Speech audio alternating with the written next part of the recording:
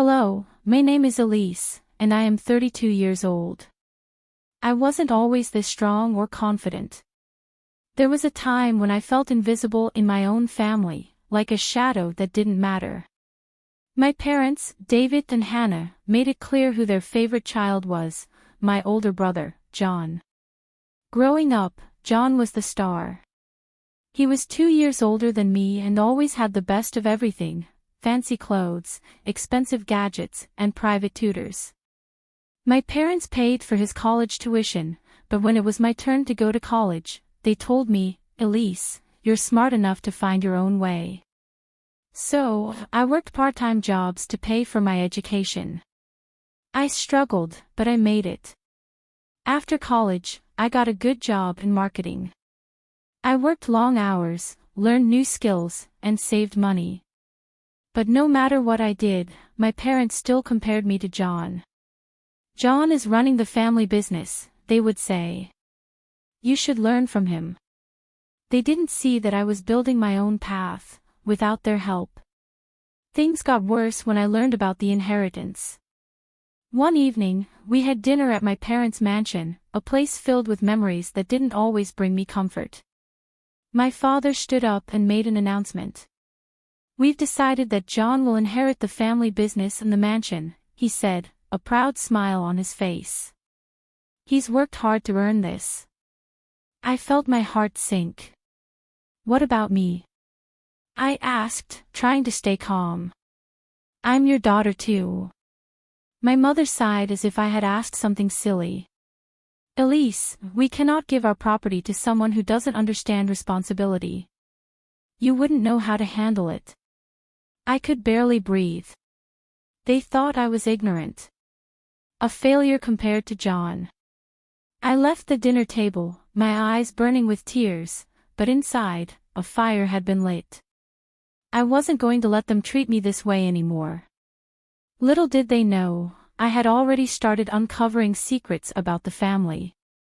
Secrets that would change everything. That night, I sat in my apartment, the words ignorant and irresponsible echoing in my mind. But I wasn't going to let their insults break me. Instead, I opened my laptop and started digging into the family's financial history. My parents always treated John like the rightful heir to the family business, but something felt off. Why was I being cut out completely? The first thing I found was a legal document, an old version of my grandfather's will. My grandfather, who passed away 10 years ago, was a wise man who always believed in fairness. I remembered how he used to tell me, "Elise, you have strength you don't even know you have." When I read the will, my heart nearly stopped. My grandfather had left instructions that the family mansion and business should be split equally between John and me. I wasn't supposed to be ignored or left with nothing.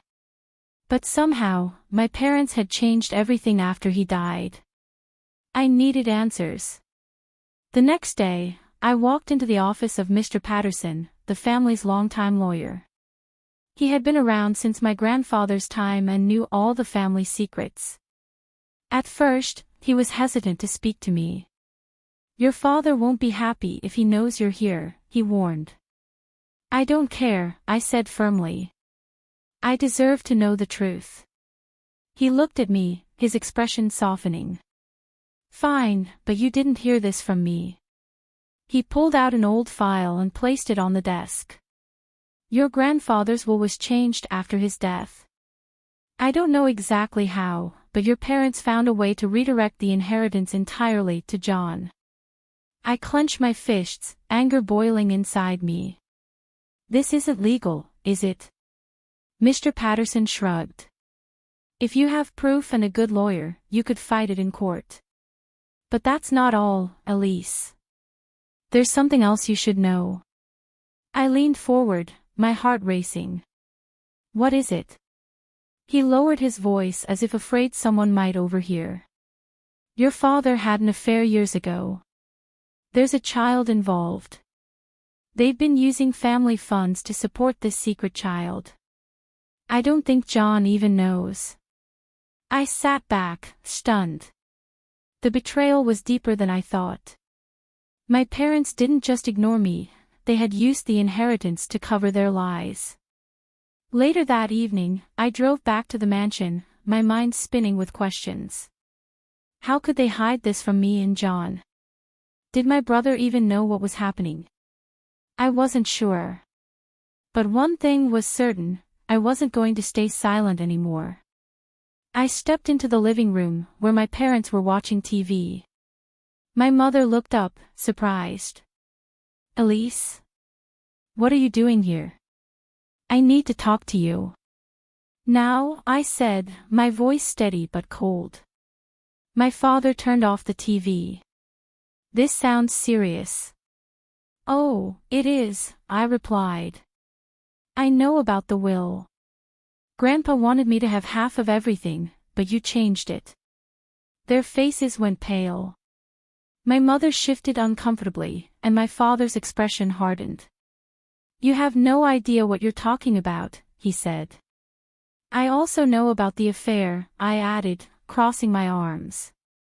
And the child you've been secretly supporting with our family's money. Does John know about this?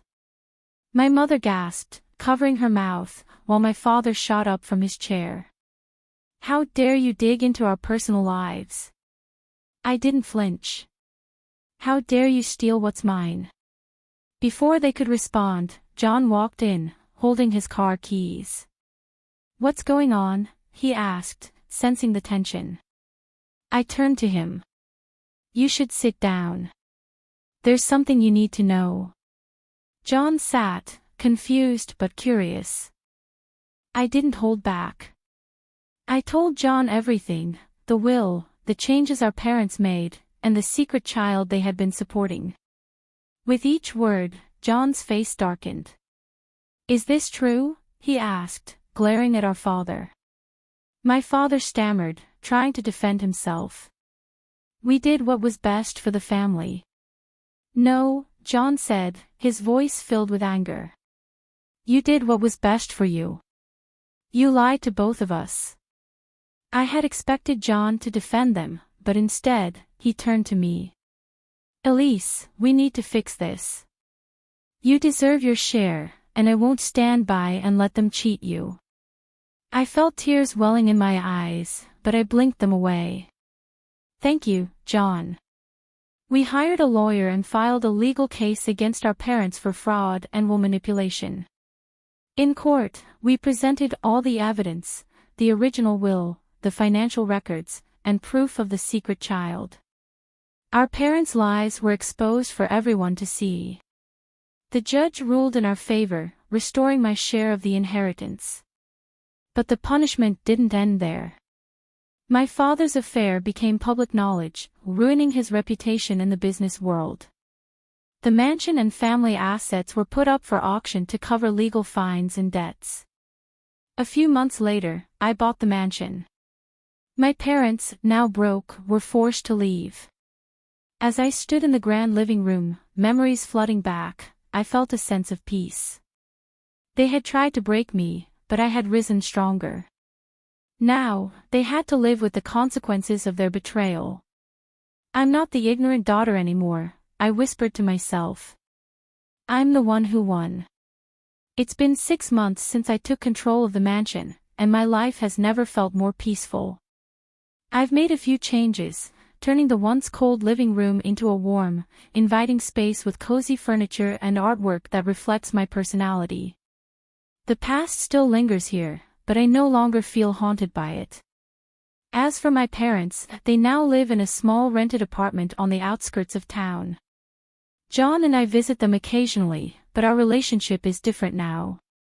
The power they once held over me has disappeared.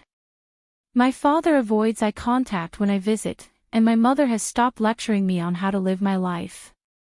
John and I have grown closer since the truth came out. He apologized for not seeing how our parents mistreated me all these years. We've decided to run the family business together, splitting the responsibilities and the profits equally.